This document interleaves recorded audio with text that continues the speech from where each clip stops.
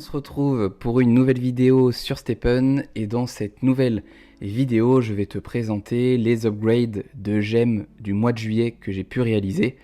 À savoir que j'ai moins de gemmes que ce que j'aurais dû avoir parce que j'ai participé à l'événement qui a eu lieu il y a quelques semaines qui était le Gemme Bonanza. En plus j'ai participé aux 2 rounds, donc j'ai fait 10 upgrades de gemmes de niveau 1 sur les 2 rounds, donc j'ai déjà brûlé 60 gemmes, un bon petit paquet malgré le fait de n'en avoir fait que 10 sur les 2 rounds.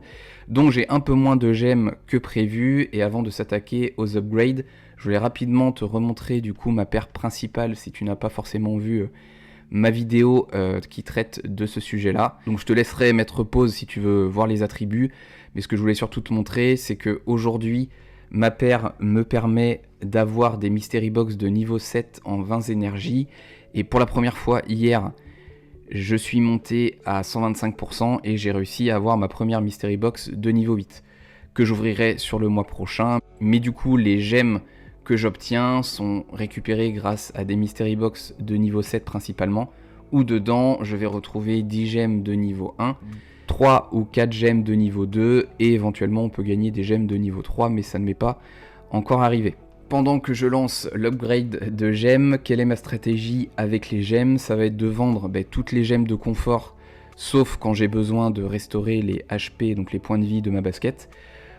Je vends également toutes mes gemmes de niveau 2, et malheureusement je tente des upgrades de gemmes de niveau 1, d'efficience comme tu le vois à l'écran, de luck et de résilience, car elles sont inventables sur la marketplace.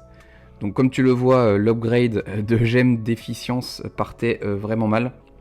Sur 6 tentatives, j'en ai eu qu'une qui a fonctionné.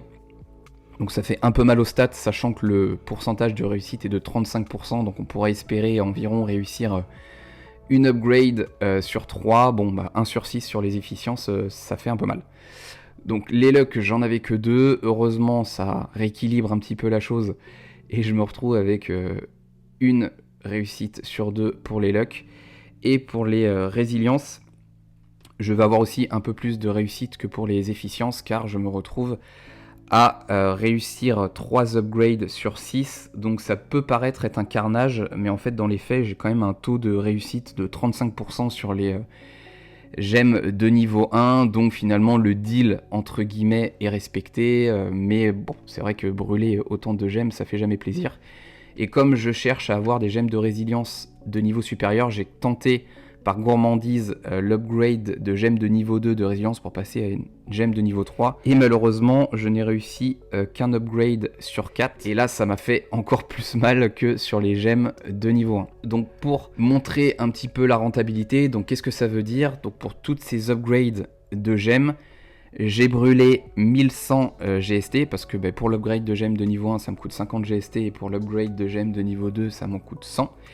J'ai brûlé en tout 42 gemmes de niveau 1 et 12 gemmes de niveau 2 de résilience. Donc pour les gemmes de niveau 1 j'ai compté 1 GST et pour les gemmes de résilience j'ai compté environ 3,50, il faudrait que je fasse le calcul exact, qui était à peu près le prix quand j'ai fait ma présentation sur la marketplace, là comme tu peux le voir.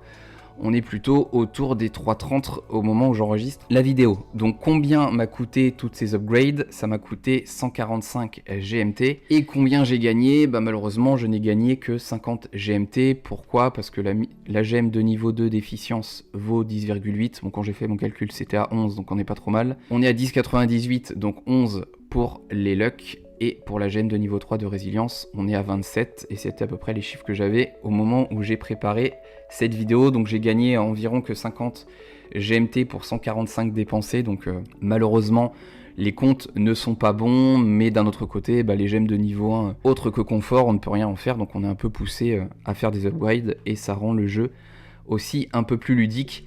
L'erreur que j'ai faite, c'est d'avoir été gourmand sur les gemmes de niveau 2 de résilience, parce qu'en fait si j'avais vendu mes 12 gemmes de niveau 2, j'aurais récupéré 40 GMT, alors qu'en tentant les upgrades et en vendant la gemme de niveau 3, je ne vais récupérer que 27 GMT, et j'aurais économisé également 400 GST pour les tentatives des upgrades de gemmes. Donc voilà, j'espère que cette vidéo t'a plu. N'hésite pas à me dire si sur ce mois de juillet tu as eu plus de chance que moi ou non. N'hésite pas également à me demander si tu veux qu'on tente des petites choses un peu exotiques, qu'on prenne peut-être un peu plus de risques ensemble, enfin c'est surtout moi qui vais les prendre mais tu m'as compris, donc je t'attends en commentaire et puis on se retrouvera le mois prochain pour les upgrades de gemmes du mois d'août. Allez, à la prochaine.